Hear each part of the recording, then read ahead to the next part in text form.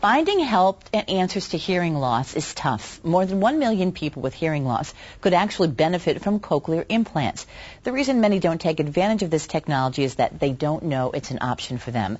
So Cochlear Americas is hosting a free health seminar to help people better understand what cochlear implants are and how they could use them.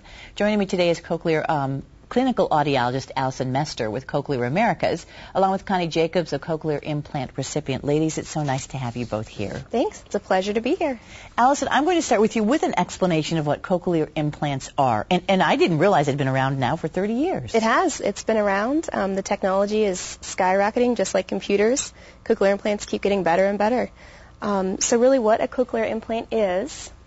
It's truly an implant. Mm-hmm. So the implant would go under the skin, behind the ear, and then there's a little piece that goes into the cochlea. And the reason for an implant, what the big difference is between a cochlear implant and a hearing aid, is that for a hearing aid, it is going to amplify the sound acoustically.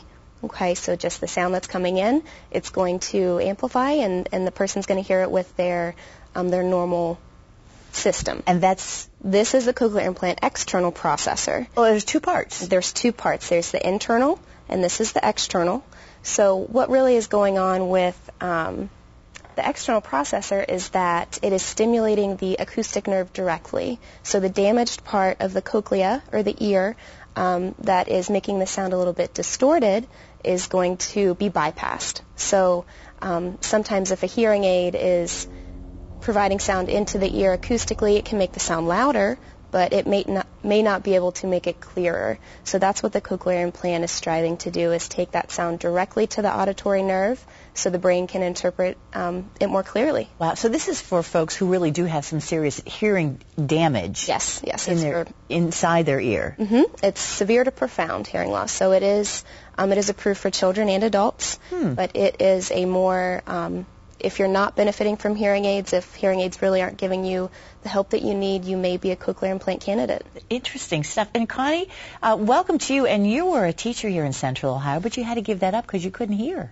Yes, as if teaching high school students isn't difficult enough. Right. Teaching them without being able to hear was next to impossible. So I did finally give up teaching, ended up working in an office, which was also a very busy office, and I ended up quitting that job as well, and finally went to my current job, which isn't, again, in an office, but I don't have to interact with a lot of people.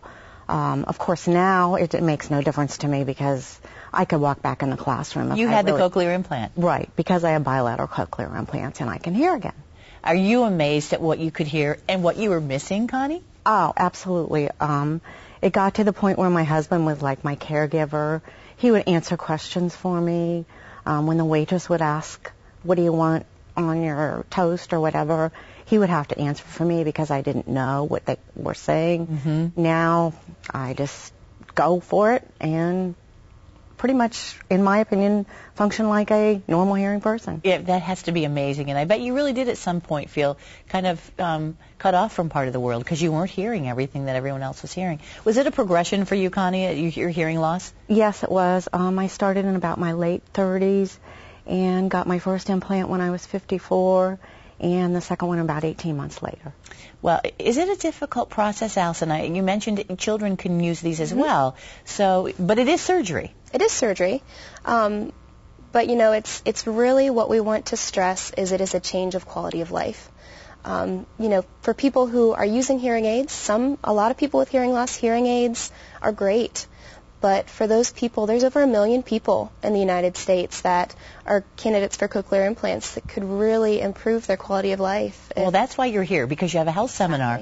It's coming up on Saturday, and it is free, and this will explain a little bit more about what a cochlear implant is and if you might be a candidate. Exactly. What we're going to have at this free hearing health seminar is a panel of audiologists and surgeons that are going to be there to answer any questions people may have about the programming of the external device or the insertion of the implant. And we are also going to have other recipients like Connie there, so people can talk to someone who's been through this process. Great or idea. a family member of them who has been through this process, so they could really know what's what going to it's happen. like and what it's for them. Well, again, that's Saturday, the 29th at the Hyatt Regency downtown. We've had the information there, and there's more on our website. So thank you both so much. And Connie, congratulations to you. Thank you very much. Thanks for having us.